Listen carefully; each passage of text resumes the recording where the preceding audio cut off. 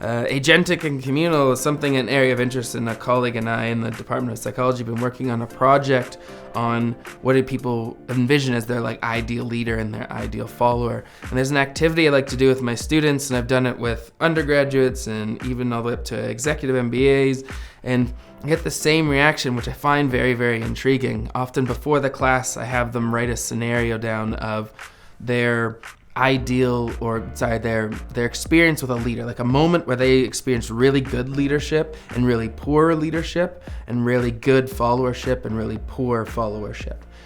And then in class, before we even touch on those, I have a discussion with them about, let's just do a word cloud. Let's, enter anonymously traits that you think of a good leader, bad leader, things of that sort. And what you find is that they come up with a lot of these agentic traits. And agentic traits tend to be in our society referred to as masculine traits, but being assertive, being confident, being intelligent, being courageous, being brave, driven, these kind of I'm a person acting on my environment. So I have agency or control over acting on my environment. And you see a lot of these traits pop up when we talk about good leaders. However, when we switch to followers, the language changed to these communal traits, where often we hear things like, we want them to be supportive, we want them to be helpful, and so these examples of these communal traits of compassion, considerate, is what kind of gets associated with followership. But what I find really interesting, and hopefully a good aha moment for my students, is I say, here's the word clouds that we've created based on these terms, but let's revisit your stories. And I have them talk about it, but I also have pulled out key moments that I've seen in them.